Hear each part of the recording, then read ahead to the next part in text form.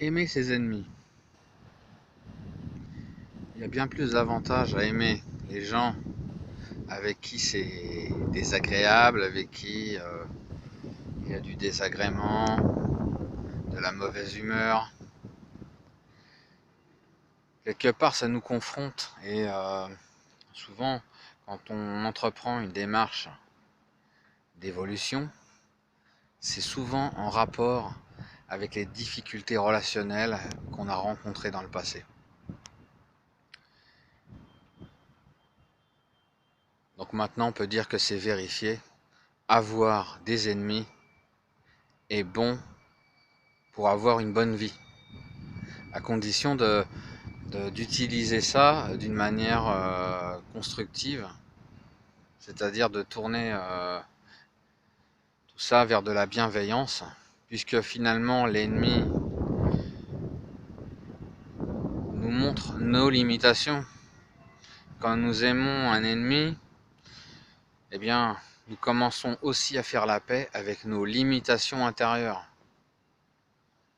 Nous dégageons plus d'amour, donc nous pouvons faire profiter tous les gens que nous aimons bien, donc c'est que du positif.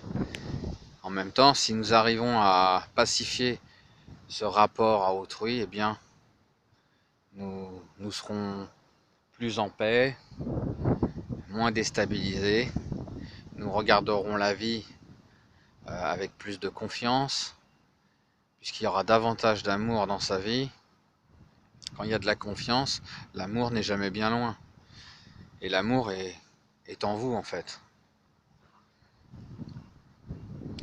Quand vous aimez vos ennemis, vous êtes déjà comme les prophètes du passé.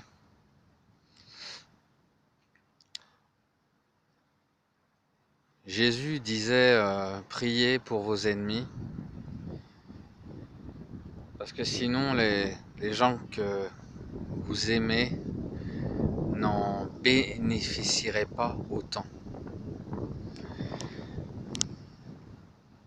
On prend souvent pour acquis, alors que dans la vie rien n'est acquis. Et si nous commençons à aimer un peu plus l'adversité, eh bien nous pourrons davantage profiter de ce que nous aimons actuellement.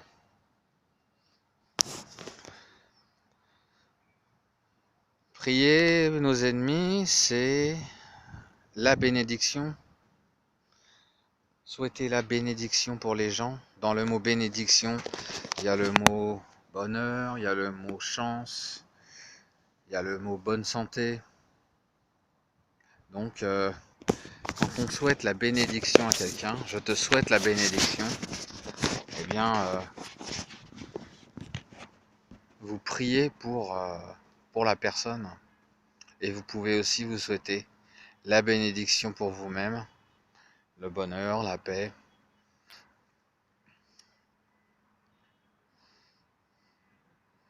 J'entends souvent des gens dire moi je peux pas aimer mes ennemis. Quelque part, cette personne montre qu'elle a de profondes limitations en elle. La plupart de nos ennemis ne nous ont rien fait de grave la plupart du temps et nous ne sommes pas capables de d'harmoniser ces relations qui sont désagréables parce que nous nous soumettons à ce désagréable, nous donnons du pouvoir à ce désagréable et le fait de laisser du pouvoir à toute cette négativité, eh bien nous nous enfermons, nous sommes coincés dans nos jugements, nos peurs, nos doutes. Dans cette attitude, il n'y a pas de confiance, il n'y a pas de liberté intérieure, alors que prendre le temps de penser à ses ennemis, de leur souhaiter la bénédiction, de leur demander pardon, Le pardon, c'est quelque chose de très puissant aussi. Le souhaiter du bonheur,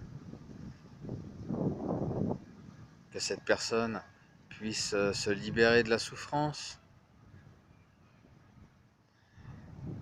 Les autres projettent leur part de négativité sur nous, puisque la plupart du temps, nos ennemis n'ont pas cette conscience intérieure. Il n'y a pas cette responsabilité chez nos ennemis. Et ce que nos ennemis nous apprennent, c'est que nous, de notre côté, nous pouvons apprendre la pleine responsabilité de tout ce que nous ressentons et de travailler avec le négatif. Donc voilà, bonne journée à vous.